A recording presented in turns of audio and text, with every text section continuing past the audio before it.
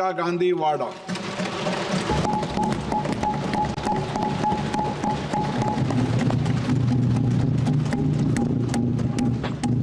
नमस्कार माननीय अध्यक्ष महोदय जी, आज आपने मुझे इस सभा में बोलने का मौका दिया, इसके लिए मैं आपकी बहुत बहुत आभारी हूँ।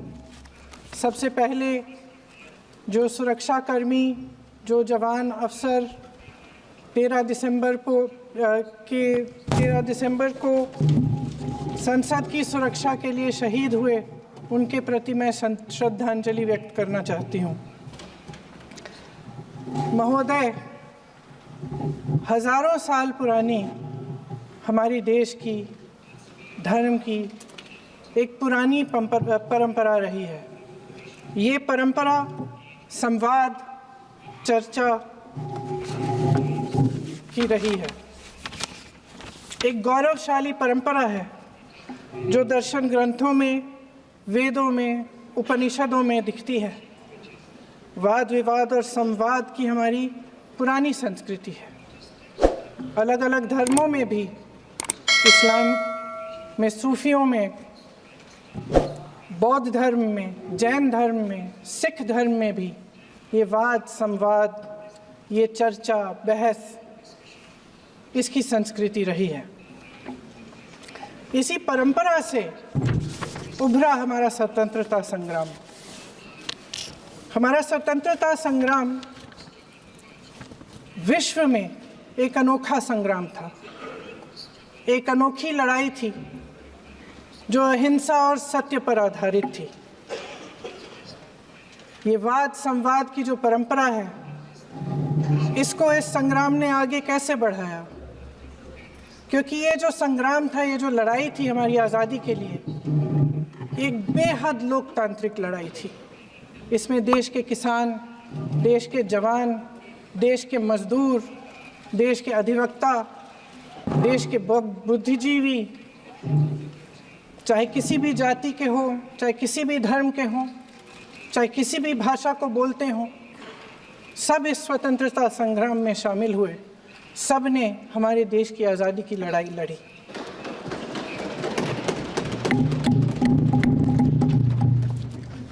और उसी आज़ादी की लड़ाई से एक आवाज़ उभरी जो हमारी देश की आवाज़ थी। वो आवाज़ ही आज हमारा संविधान है। साहस की आवाज़ थी, हमारी आज़ादी की आवाज़ थी, और उसी की गूंज ने हमारे संविधान को लिखा और बनाया।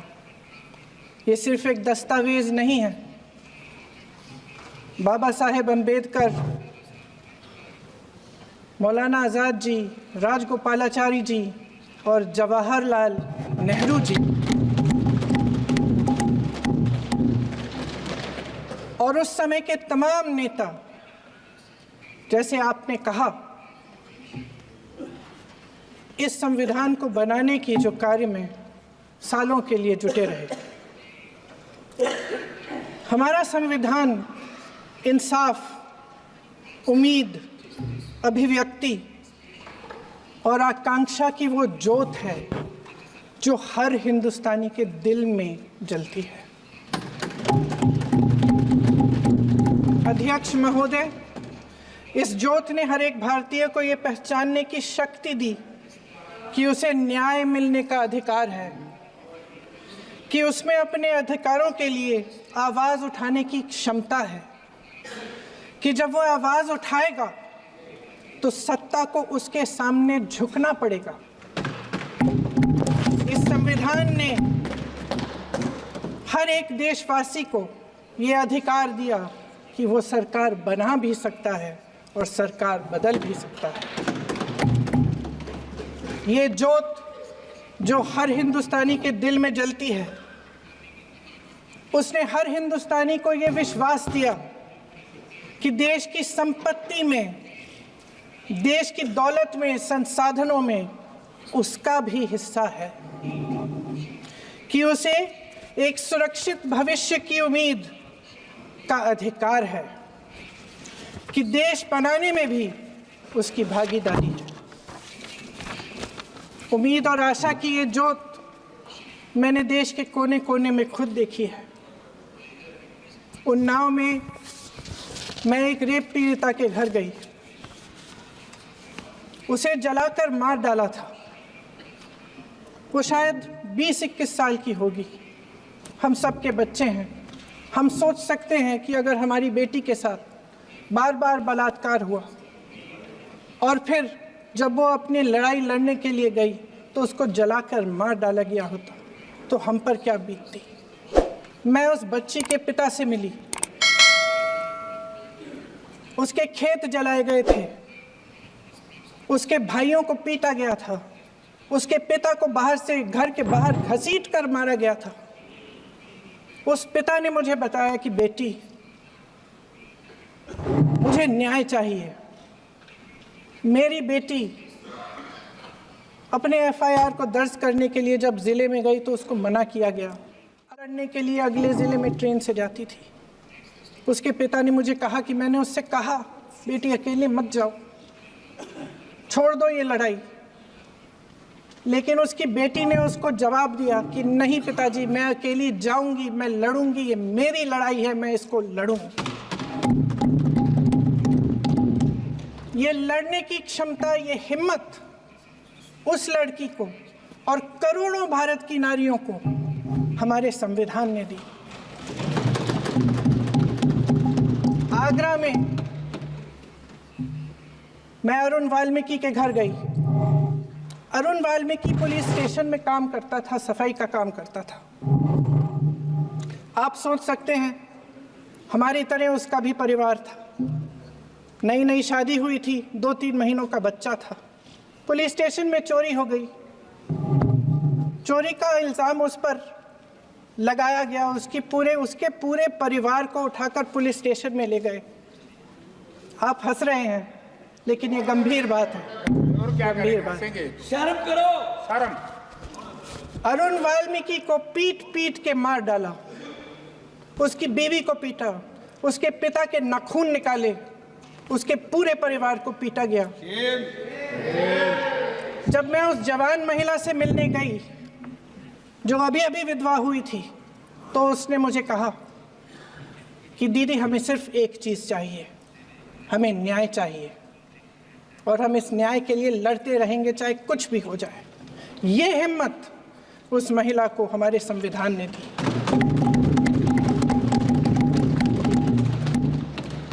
संभल के कुछ लोग आए थे हमसे मिलने जो मृतकों के परिवार के सदस्य थे। उसमें 2 बच्चे थे, अदनान और उज़ैर। आप सुनिए। उसमें 2 बच्चे थे, अदनान और उज़ैर। एक बच्चा मेरे बच्चे की उम्र का है, दूसरा उससे छोटा 17 साल का है। दर्जी के बेटे थे। दर्जी का एक ही सपना था कि वो अपने बेटों को पढ़ाएगा, लिखाएगा। एक बेटा डॉक्टर बनेगा, एक बेटा भी सफल होगा दूसरा बेटा भी अपने जीवन में सफल होगा। उनके पिताजी हर रोज़ उनको स्कूल छोड़ते थे। उस दिन भी स्कूल छोड़ने के बाद अपनी दुकान में चले गए। उन्हें पता नहीं था कि विवाद हो रहा है। उन्होंने भीड़ देखी, घर आने की कोशिश की तो पुलिस ने गोली से मार डाला। वो 17 साल का बच्चा अदनान मुझसे कहता है, वो 17 साल का बच्चा अदनान मुझसे कहता है कि मैं बड़ा होकर डॉक्टर बन के दिखाऊंगा, मैं अपने पिता का सपना साकार करूंगा। ये सपना, ये आशा उसके दिल में हमारे संविधान ने डाली। अध्यक्ष महोदय, हमारे देश के करोड़ों देशवासियों के संघर्ष में, अपने अधिकारों की पहचान में, इनकी कठिन से कठिन परिस्थितियों से लड़ने की अपार हिम्मत में और देश से न्याय की अपेक्षा में हमारे संविधान की ज्योत जल रही है। मैंने हमारे संविधान की ज्योत को जलते हुए देखा है और इसके साथ साथ ये भी समझा है कि हमारा संविधान एक सुरक्षा कवच है। एक ऐसा सुरक्षा कवच है जो देशवासियों को सुरक्षित रखता है, न्याय का कवच है, एकता का कवच है और अभिव्यक्ति की आज़ादी का कवच है। दुख की बात यह है कि मेरे सत्ता पक्ष के साथी जो बहुत बड़ी बड़ी बातें करते हैं, इन्होंने इन 10 सालों में ये सुरक्षा कवच, सत्ता पक्ष के मेरे साथियों ने ये सुरक्षा कवच तोड़ने का पूरा प्रयास किया है।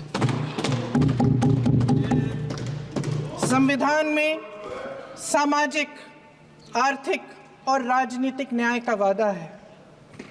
ये वादा एक सुरक्षा कवच है जिसको तोड़ने का काम शुरू हो चुका है। लैटरल एंट्री और निजीकरण के जरिए ये सरकार आरक्षण को कमजोर करने का काम कर रही है। अगर लोकसभा में ये नतीजे नहीं आए होते तो ये संविधान बदलने का काम भी शुरू कर लेते। सच्चाई ये है अध्यक्ष महोदय कि आज संविधान बार बार इसलिए कह रहे हैं क्योंकि इस चुनाव में इनको पता चल गया कि इस देश की जनता ही इस संविधान को सुरक्षित रखेगी, कि इस चुनाव में हारते हारते जीतने से इन्हें एहसास हुआ कि ये संविधान बदलने की बात इस देश में नहीं चलेगी। आज जनता की मांग है कि जाति जनगणना हो। सत्ता पक्ष के मेरे साथी ने इसका जिक्र किया। ये जिक्र भी आज इसलिए हो रहा है क्योंकि चुनाव में ये नतीजे आए। ये जाति जनगणना इसलिए जरूरी है ताकि हमें पता चले कि किसकी क्या स्थिति है और नीतियां उस हिसाब से बने। इनकी गंभीरता का प्रमाण ये है कि जब चुनाव में पूरे विपक्ष ने जोरदार आवाज उठाई कि ये जाति जनगणना होनी चाहिए, तो इनका जवाब देखिए। इनका जवाब भैंस भाग भैंस चुरा लेंगे, मंगलसूत्र चुरा लेंगे। इनका ये जवाब, ये गंभीरता है इनकी जाति जनगणना पर। महोदय, हमारे संविधान ने आर्थिक न्याय की नींव डाली, किसानों, गरीबों और को जमीन बांटी, भूमि सुधार किया, जिसका नाम लेने से कभी कभी आप झिझकते हैं और कभी कभी उनका नाम धड़ाधड़ इस्तेमाल किया जाता है अपने आप को बचाने के लिए।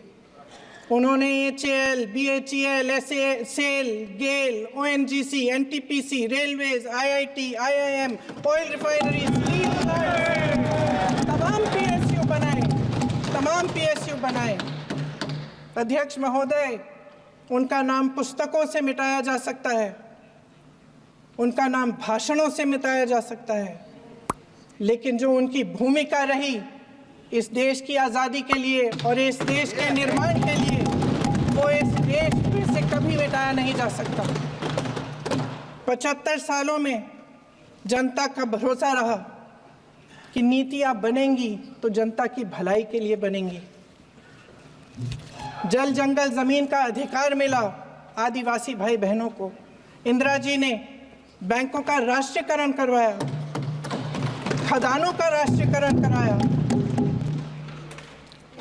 कांग्रेस और यूपीए की सरकारों में शिक्षा का, भोजन का अधिकार मिला।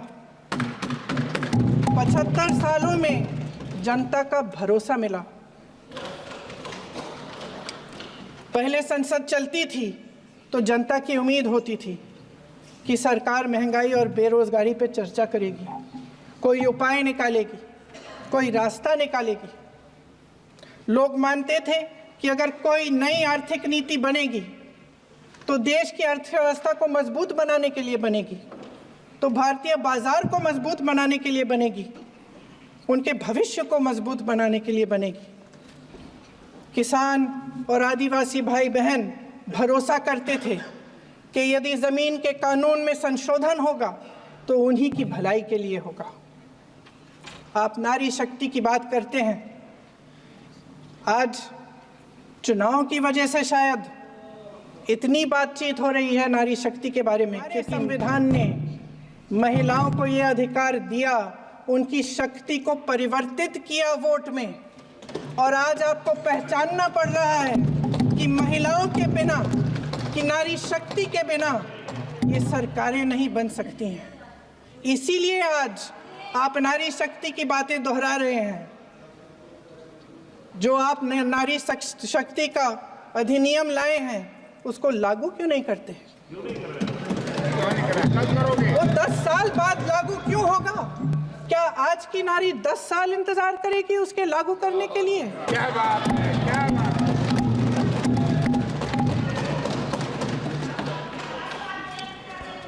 आज संसद में बैठे हुए सत्ता पक्ष के मेरे साथी ज्यादा से ज्यादा अतीत की बातें करते हैं।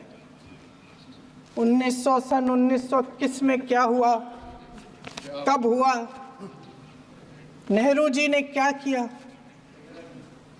अरे वर्तमान की बात करिए, देश को बताइए आप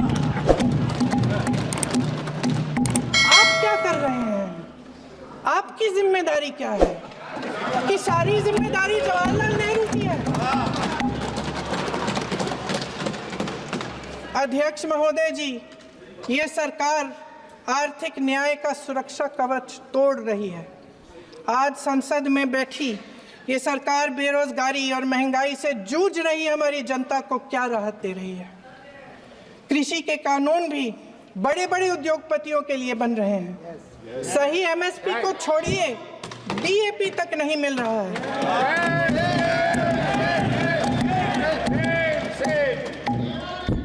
वायनाड से लेकर ललितपुर तक इस देश का किसान रो रहा है। आपदा आती है तो उसको कोई राहत नहीं मिलती। भगवान भरोसे है आज इस देश का किसान, उसको छोड़ दिया गया है। आज हिमाचल में देखिए, जितने भी कानून बने हैं वो सब बड़े बड़े उद्योगपतियों के लिए बन रहे हैं।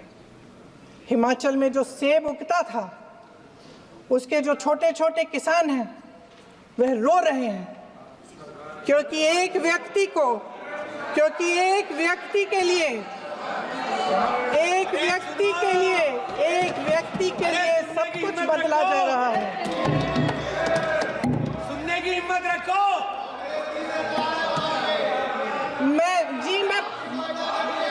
अध्यक्ष महोदय जी,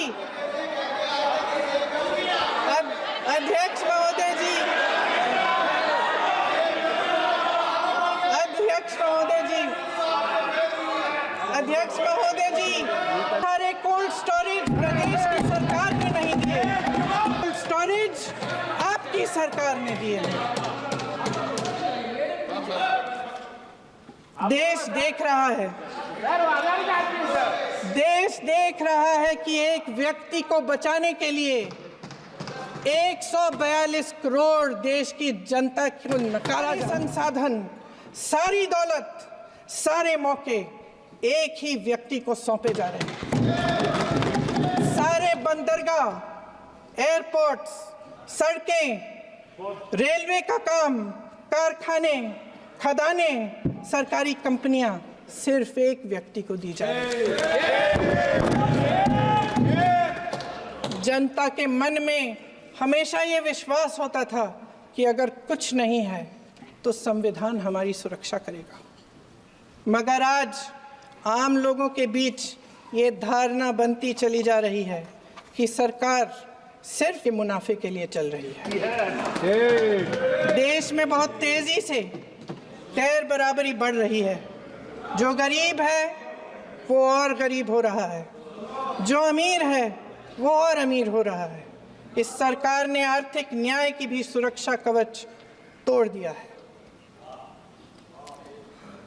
राजनीतिक न्याय की जब बात होती है, मेरे सत्ता पक्ष के साथी आज खड़े हुए और तमाम गिनती करने लग गए कि ऐसा हुआ वैसा हुआ, 1975 में जो हुआ, तो सीख लीजिए ना, आप भी सीख लीजिए। आप भी अपनी गलतियों के लिए माफी मांग लीजिए। आप भी बैलेट पे चुनाव कर लीजिए, दूध का दूध, पानी का पानी हो जाएगा। आप राजनीतिक न्याय की बात करते हैं, सरकारों को पैसों के बल पर गिरा देते हैं।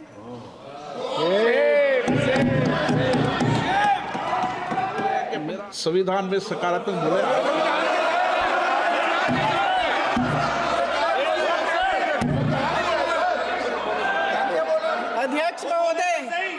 अध्यक्ष महोदय, सत्ता पक्ष के हमारे साथी ने एक उदाहरण दिया उत्तर प्रदेश की सरकार का, तो मैं भी एक उदाहरण दे देती हूँ महाराष्ट्र की सरकार का।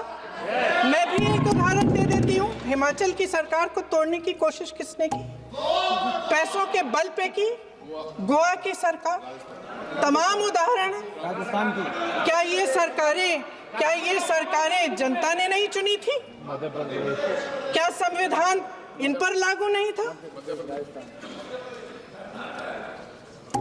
पूरी देश की जनता जानती है कि इनका हंसती है, जानती है कि इनके यहाँ तो वॉशिंग मशीन है।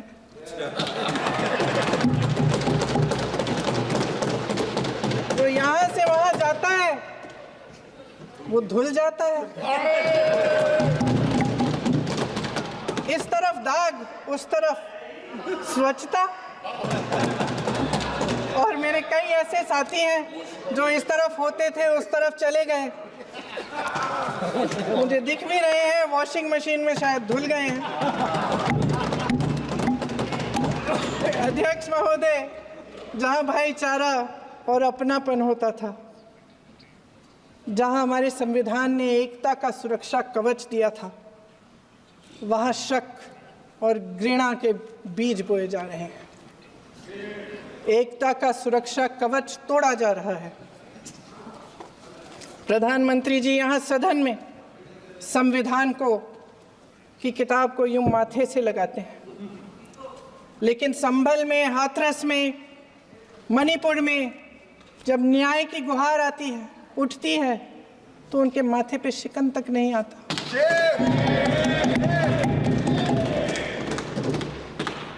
शायद समझ नहीं पाए हैं कि भारत का संविधान संघ का विधान नहीं है।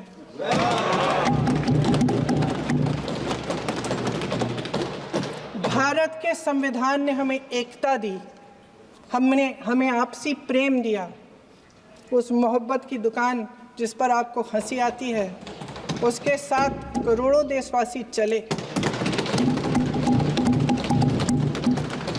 करोड़ों देशवासियों के दिल में एक दूसरे के लिए प्रेम है, घृणा नहीं है।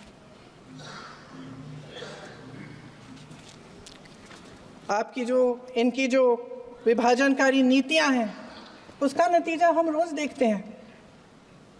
राजनीतिक फायदे के लिए संविधान को छोड़िए, देश की एकता को भी ये रख नहीं सकते, इसकी सुरक्षा नहीं कर सकते। हमने संभल में देखा, मणिपुर में देखा। दरअसल इनका कहना है कि अलग अलग इस देश के अलग अलग हिस्से हैं। कैमरा। लेकिन हमारा संविधान कहता है कि ये देश एक है और ये देश एक रहेगा। जहां खुला विवाद होता था, अभिव्यक्ति का सुरक्षा कवच होता था, इन्होंने भय का माहौल पैदा किया है। सत्ता पक्ष के मेरे साथी अक्सर 75 सालों की बात करते हैं। सालों में ये उम्मीद, आशा, ये अभिव्यक्ति की ज्योति कभी थमी नहीं, कभी बुझी नहीं।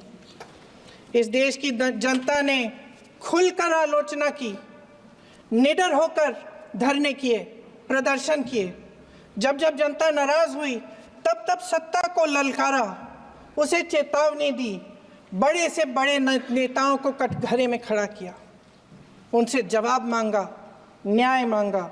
इस देश के छोटे छोटे से नुक्कड़ की दुकानों में, चाय की दुकानों में, इस देश के घरों में, गलियों में, मोहल्लों में, अखबारों में, प्रकाशन घरों में, न्यायपालिकाओं में चर्चा कभी बंद नहीं हुई। लेकिन आज ये माहौल नहीं है। आज जनता को सच बोलने से डराया जाता है, धमकाया जाता है। पत्रकार हो या विपक्ष का नेता हो या किसी यूनिवर्सिटी का प्रोफेसर हो, छात्र संघ हो या कर्मचारियों का संगठन हो, सबका मुंह बंद कराया जाता है। किसी पे ईडी, किसी पे सीबीआई, किसी पे इनकम टैक्स, फर्जी मुकदमे लगवाए जाते हैं, जेल में डाल दिया जाता है, विपक्षी नेताओं को जेल में डाल दिया जाता है, उनको सताया जाता है। किसी को नहीं छोड़ा इस सरकार ने।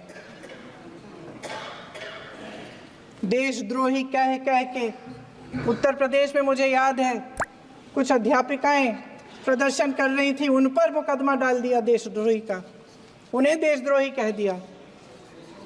इन्होंने देश का पूरा माहौल भय से भर दिया है। इनकी मीडिया की मशीन झूठ फैलाती है, तरह तरह के आरोप लगाती है, और शायद वह भी भय में ही है। महोदय, मैं इस सदन को याद दिलाना चाहती हूँ कि ऐसा डर का माहौल देश में अंग्रेजों के राज में था। जब इस तरफ बैठे हुए गांधी की विचारधारा वाले लोग आज़ादी की लड़ाई लड़ रहे थे और उस तरफ वाली विचारधारा वाले लोग भय में रहकर अंग्रेजों के साथ साठगांठ। लेकिन अध्यक्ष महोदय, भय का भी अपना स्वभाव होता है। भय फैलाने वाले हमेशा भय का खुद शिकार बन जाते हैं। ये प्रकृति का नियम है। आज इनकी भी यही हालत हो गई है। भय फैलाने के इतने आदी हो गए हैं कि खुद भय में रहने वाले हैं। चर्चा से डरते हैं, आलोचना से घबराते हैं। कई दिनों से हम मांग रहे हैं कि चर्चा करिए, लेकिन चर्चा करने की हिम्मत ही नहीं है।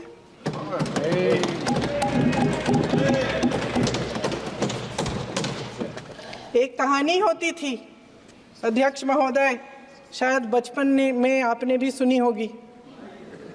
राजा भेष बदलकर बाजार में आलोचना सुनने जाता था।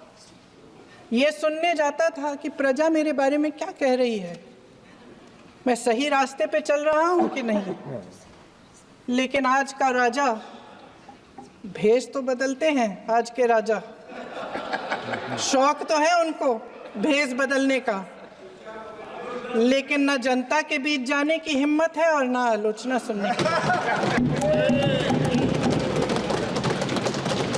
महोदय, मैं तो सदन में नहीं हूं।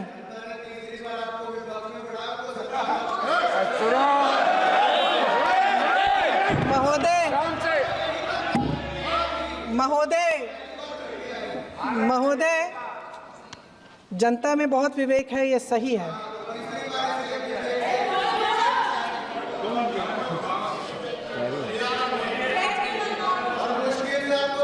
अच्छा महोदय, मैं सदन में नहीं हूँ, कुछ, हाँ ठीक है, मैं सदन में नहीं हूँ, मात्र 15 दिनों से आ रही हूँ। लेकिन मुझे ताज्जुब होता है कि इन 15 दिनों में इतनी बड़े इश्यूज हैं, इतनी बड़ी बातें हैं, प्रधानमंत्री जी मात्र एक दिन के लिए शायद 10 मिनट के लिए दिखे हैं सब।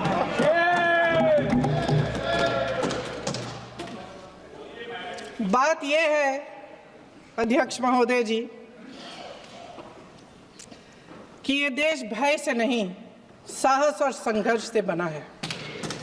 इसको बनाने वाले देश के किसान, जवान, देश के करोड़ों मजदूर और गरीब जनता है। संविधान इनको साहस देता है। मेहनती मिडिल क्लास है। और इस देश के जो करोड़ों देशवासी हैं, जो रोजाना भयंकर परिस्थितियों का सामना करते हैं, उनको साहस देता है। वायनाड में जो आपदा आई, उसमें एक छोटा लड़का था 17 साल का। 6 घंटों के लिए उसने अपनी माँ को बचाने की कोशिश की। 6 घंटों के लिए आप सोच सकते हैं कि अगर नदी की धारा बह रही है, नाराज है, आप अपनी माँ को पकड़े हो, 6 घंटों के लिए पकड़े रखते हो कि मेरी माँ बच जाएगी, और अंत में वो माँ भी बह जाती है। उस लड़के का साहस, उन महिलाओं का साहस जो पीड़ित हैं लेकिन फिर भी अपनी लड़ाई लड़ रहे हैं, उन संभल के बच्चों का साहस जिनका पिता गुजर गए लेकिन फिर भी उनके सपनों को साकार करने की हिम्मत है, उनका साहस है, वो साहस इस संविधान ने दिया है।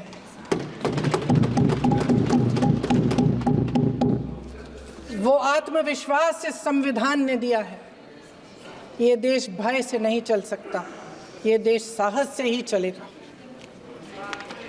भय की भी सीमा होती है और जब वो सीमा पार हो जाती है, जब किसी को इतना दबाया जाता है कि उसको लगने लगता है कि अब मेरे पास खोने के लिए कुछ नहीं है, तब उसमें एक ऐसी शक्ति पैदा होती है जिसके सामने कोई कायर खड़ा नहीं हो सकता।